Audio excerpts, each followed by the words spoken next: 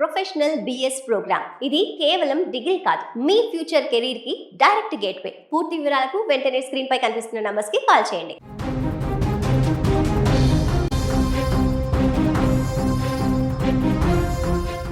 వైజాగ్కు చెందిన ఒక సాఫ్ట్వేర్ దంపతులు పెళ్ళయి 7 నెలలు కూడా కావస్తలేదు.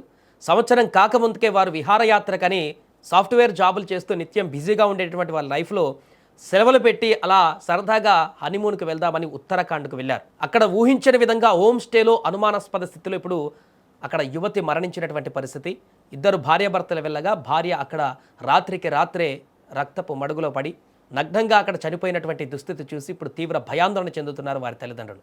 అసలు ఆ విహారయాత్రలో ఏం జరిగింది, ఈ ఘోర విషాదం వెనుక ఉన్నటువంటి అసలు స్టోరీ ఏంటి?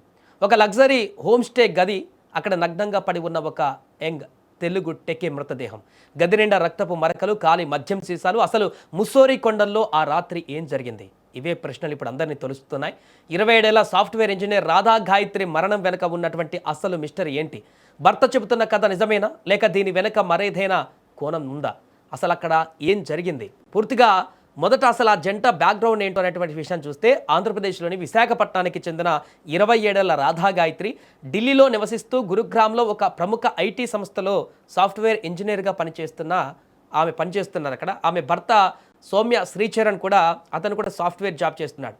ఆయన పూణేలోని ఒక ఐటీ కంపెనీలో ఉద్యోగం చేస్తున్నారు. ఇద్దరు వేరువేరు ప్రాంతాల్లో ప్రముఖ ఐటీ కంపెనీలలో జాబ్ చేస్తున్నారు. చదువు ఉద్యోగాల్లో ఎంతో ఉన్నతంగా ఉన్నటువంటి వీరికి 2025 నవంబర్ 8న ఎంతో ఘనంగా వివాహం జరిగింది. పెళ్ళై కేవలం 7-8 నెలలు కూడా ఇంకా పూర్తవ్వట్లేదు. ఒకరు గురుగ్రామ్లో, మరొకరు పూణేలో ఉండడంతో కాస్త పర్సనల్ టైం స్పెండ్ చేయడానికి, అంటే వీకెండ్స్లో కలవడానికి అలా కుదురుతుంది తప్ప వేరే వేరే స్టేట్లో ఉంటున్నారు కాబట్టి రెగ్యులర్గా కలవనటువంటి పరిస్థితి. ఈ నేపథ్యంలో విహారయాత్ర కోసం వారిద్దరూ కలిసి ఉత్తరాఖండ్ పర్యటనకు ప్లాన్ చేసుకున్నారు. ఇందులో భాగంగానే జూన్ 14న ముస్సోరీ ధనౌల్టీ రోడ్డులోని టిప్రీ ప్రాంతంలో ఉన్నటువంటి ఎంతో ఫేమస్ కియానా హోమ్ స్టేలో ఒక రూమ్ను బుక్ చేసుకొని వారు అక్కడికి వెళ్ళారు. అక్కడ బస చేశారు. జూన్ 14వ తేదీ రాత్రి ఆ హోమ్ స్టే గదిలో ఏం జరిగిందనే దానికి సంబంధించి భర్త సౌమ్య శ్రీచరణ్ పోలీసులకు ఒక ప్రాథమిక స్టేట్మెంట్ ఇచ్చారు. ఆయన చెప్పిన దాని ప్రకారం చూస్తే, ఆ రాత్రి రూమ్లోకి వెళ్ళిన తర్వాత భార్యాభర్తలు ఇద్దరూ కలిసి అక్కడే రూమ్లో మద్యం కూడా సేవించారు. ఎంతో సరదాగా గడిపినటువంటి తర్వాత తెల్లవారుజామున సుమారు 3:30 సమయంలో ఇద్దరు నిద్రపోయారు. మిడ్ నైట్ లేట్గా మద్యం సేవించి పడుకునేసరికి. కానీ ఉదయం లేచేసరికి శ్రీచరణ్కు ఒక్కసారిగా మైండ్ బ్లాంక్ అయిందట. ఎందుకంటే అదే గదిలో తనతో పాటుగా ఉన్నటువంటి భార్య గాయత్రి స్పృహ లేకుండా నేలపై పడి ఉండడాన్ని గమనించారని, వెంటనే కంగారు పడి పోలీసు ఎమర్జెన్సీ నెంబర్కి కాల్ చేసి సమాచారం అందించారంటూ కూడా ఆయన వెల్లడించారు. సమాచారం అందుకున్నటువంటి వెంటనే ముస్సోరీ పోలీసులు అంబులెన్స్ సిబ్బందితో కలిసి హోమ్ స్టేకి చేరుకున్నారు. కానీ అప్పటికే గాయత్రి ప్రాణాలు గాల్లో కలిసిపోయాయి. పోలీసులు హోమ్ స్టే గదిలోకి అడుగు పెట్టగానే అక్కడ కనిపించిన దృశ్యాలు తీవ్ర సంచలనానికి, ఎన్నో అనుమానాలకు తావిచ్చాయి. ఎందుకంటే గాయత్రి మృతదేహం గదిలో పూర్తిగా నగ్నంగా నేలపై పడి ఉంది. ఆమె ముక్కు నుంచి రక్తం కారి గడ్డకట్టి కూడా ఉంది. అంతటా ఆగలేదు.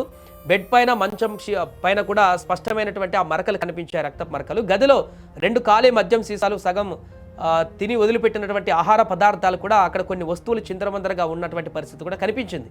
సాధారణంగా మద్యం తాగి పడుకుంటే నార్మల్ డెత్ కాదని పోలీసులు ఒక ప్రాథమికంగా అంచనా వేస్తున్నారు.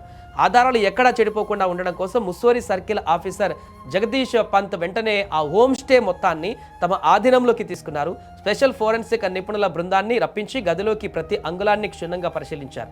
ఫింగర్ ప్రింట్స్ కానీ, గదిలో దొరికిన వస్తువులను స్వాధీనం చేసుకుని ల్యాబ్కు పంపించారు. విషయం తెలుసుకున్నటువంటి గాయత్రి కుటుంబ సభ్యులు వైజాగ్ నుంచి ఉటావుటన డెహ్రాడూన్కు చేరుకున్నారు. ఇప్పుడు తమ కుమార్తె మరణం పైన పూర్తిస్థాయి లోతైన విచారణ జరపాలని వారు పోలీసులను కోరారు. మరోవైపు పోలీసులు భర్త శ్రీచరణ్ను తమ కస్టడీలోకి తీసుకొని సుదీర్ఘంగా ప్రశ్నిస్తున్నారు. హోమ్ స్టే సిబ్బందిని కూడా విచారిస్తున్నారు. మృతదేహాన్ని డెహ్రాడూన్లోని కరోనేషనల్ ఆసుపత్రికి తరలించి వైద్యుల ప్రత్యేక బృందంతో పోస్టుమార్టం నిర్వహించారు. ఎలాంటి తప్పులు జరగకుండా ఉండడం కోసం ఈ మొత్తం పోస్టుమార్టం ప్రక్రియను కూడా వీడియో రికార్డింగ్ కూడా చేశారు. హోమ్ స్టేలోని సీసీ ఫుటేజ్, ఆ దంపతుల కాల్ డేటా రికార్డులను కూడా పోలీసులు ఇప్పుడు స్కానింగ్ చేస్తున్నటువంటి పరిస్థితి. ఏదేమైనా పెళ్లి ఏడాది కూడా కాకముందే ఎంతో లగ్జరీ లైఫ్ లీడ్ చేయాల్సినటువంటి ఒక యువ సాఫ్ట్వేర్ జంట ఇలా ముస్సోరీ కొండల్లో విగతజీవిగా మారడం నిజంగా అత్యంత విచారకరమైనటువంటి అంశం. ప్రస్తుతం అందరి దృష్టి పోస్టుమార్టం రిపోర్ట్ పైనే, అలాగే ఫోరెన్సిక్ నివేదికలపైనే ఉన్నాయి. ఆ రిపోర్ట్స్ వస్తేనే గాయత్రి మృతి వెనుక ఉన్న అసలు మిస్టరీ ఏంటి అనేది వీడుతుంది. రాధా గాయత్రి ఆత్మకు శాంతి చేకూరాలని కోరుకుందాం. ఈ యొక్క అనుమానాస్పద మృతికి సంబంధించి కారణాలు ఏంటనేటి కూడా తొందరలోనే బయటకు వచ్చే అవకాశం ఉంది.